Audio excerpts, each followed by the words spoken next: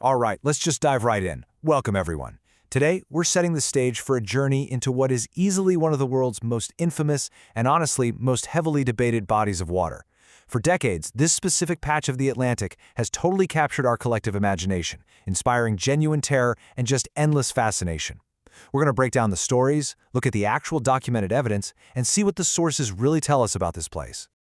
Actually, you know what? I'm going to skip the usual agenda today and start right here by asking you this one highly provocative question. What really haunts the Bermuda Triangle? Like, is it something supernatural, or is it something completely grounded in reality, but somehow even more unsettling? Keep that question rolling around in the back of your mind as we unravel this mystery today. Section 1.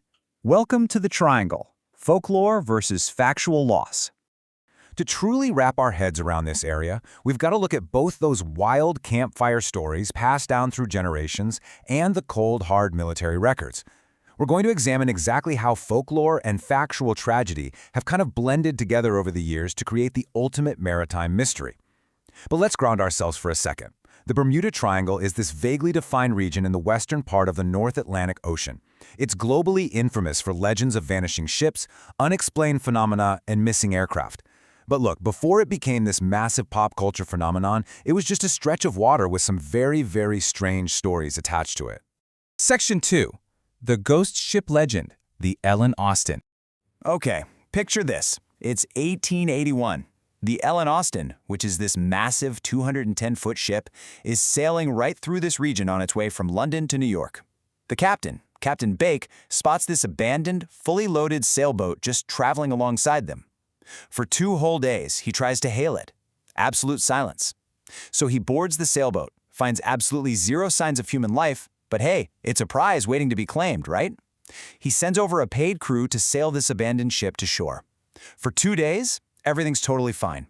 Then, out of nowhere, a sudden storm strikes and the ships get separated. Days later, Captain Bake miraculously spots the ship sailing mysteriously once again. He sends a second crew to bring it in, and inexplicably, they suffer the exact same vanishing fate. 2 entirely different crews, just gone without a trace from a perfectly seaworthy vessel. Crazy, right? But here's where it gets really interesting. According to the APJ newsroom source, when this horrifying sequence of events was reported back to the actual owner of the Ellen Austin, the guy was so profoundly spooked that he literally sold the entire organization. And get this, the new organization that bought it actually changed its name to Meta. It's just this incredibly eerie little historical coda to a deeply unsettling story, and it really shows just how much genuine fear this region was already generating way back in the late 19th century. Section 3. Pirates and Sea Monsters, the Growing Folklore. Naturally, stories like the Ellen Austin basically poured gasoline on the fire of local folklore, turning a dangerous sea lane into a realm of pure fantasy. I mean, the sources point to some truly spectacular urban legends growing out of these early disappearances. We've got tales from 1701 about a mythical giant squid named Gargantos consuming sailors whole. There are stories of cursed pirate ships where spirits literally warned travelers to turn back, and local fishermen around Florida reporting these horrifying disembodied screaming sounds just echoing over the water. There's even a tale of a ship recovered from the Triangle's wastelands in 1822 with 21 dead bodies aboard, including 9 pirates. It's these kinds of wildly unverified myths that built the Triangle's early reputation as a supernatural danger zone. Section 4. Flight 19. A military tragedy.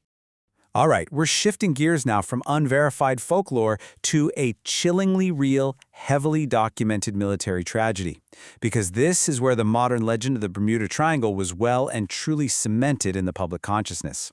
According to records from the Naval History and Heritage Command, on December 5, 1945, 5 TBM Avenger torpedo bombers departed the U.S. Naval Air Station in Fort Lauderdale for a completely routine navigational training flight. They called it Navigation Problem Number 1. The flight was led by Lieutenant Charles C. Taylor. Now, he was a highly seasoned naval aviator, boasting 2,500 flying hours and multiple World War II combat tours. But a clear day quickly turned into an absolute nightmare. They took off just after 2 p.m. By 3:45 p.m., the Fort Lauderdale Flight Tower received the very first radio transmissions, indicating some severe confusion. Shortly after that, this seasoned veteran inexplicably handed over his command due to complete, total disorientation. Listen to this actual radio transmission and just let the sheer dread of it sink in for a second. We cannot be sure where we are. Repeat, cannot see land. Remember, this wasn't some novice. This was a combat veteran with thousands of hours in the air, flying on a relatively normal day, with only scattered showers in the forecast. And yet, he was completely, hopelessly lost. After a brief period of dead silence on the radio, contact finally resumed. But the tower reported it wasn't Lieutenant Taylor's voice anymore. A different, clearly frantic pilot had taken over the radio, saying, "We can't find West. Everything is wrong. We can't be sure of any direction. Everything looks strange, even the ocean." I mean, it really amplifies the sheer terror of their situation, doesn't it? An entire squadron suddenly completely unable to trust their instruments or even their own eyes. Then, after another agonizing 20 minutes of radio silence, a trembling, almost hysterical voice broke through for the very last time. "We can't tell where we are, can't make out anything." And then came these absolutely haunting final words. "It looks like we are entering white water. We're completely lost." After that, Flight 19 was never heard from again. Section 5. The Vanishing Rescue. Tragedy strikes again. Obviously, the military's response was immediate. They scrambled rescue planes instantly.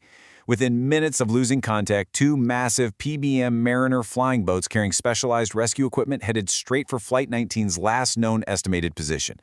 But about 10 minutes into that flight, one of the rescue planes checked in. And that was the last transmission they ever made. Now, a 6th aircraft had simply vanished. The Coast Guard and Navy launched a massive 5-day search covering more than 250,000 square miles of the Atlantic and Gulf waters. The result? Zero. Absolutely nothing. No aviators, no wreckage, no life rafts, not even an oil slick. The absolute most crucial takeaway here is this devastating human cost. 27.14 men were lost from Flight 19, and 13 more vanished without a trace from the rescue plane. The Navy launched a massive investigation, but as the official records state, nothing conclusive was ever found. Section 6. Fact, Fiction, and Fear.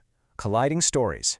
So as we step back and look at the whole picture, it becomes pretty clear how these two vastly different types of stories collided to build the mythos we recognize today. When you break it all down, on one side, you have the mythology, right? The tall tales from the 1881 Ellen Austin incident, the phantom pirates and the mythical squid Gargantos. And on the exact opposite side, you have the stark reality. Heavily documented military tragedies, seasoned pilots losing their navigational bearings in broad daylight, and 27 servicemen gone in an instant. The Bermuda Triangle's reputation exists right at the intersection of those two columns. The folklore primes us to expect the supernatural, so when a genuine, completely inexplicable tragedy like Flight 19 occurs, it really feels like a validation of the myth.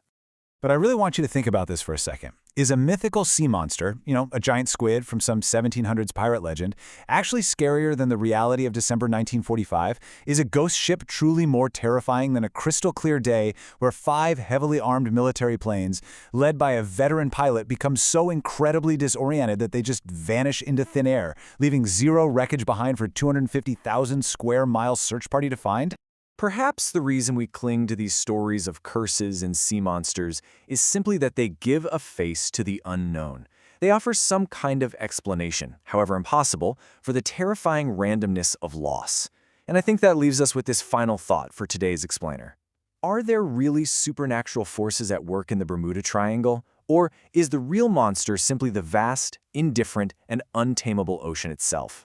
Thank you so much for joining me to explore these sources, and I really hope this gives you a completely new perspective the next time you hear a tale from the Triangle.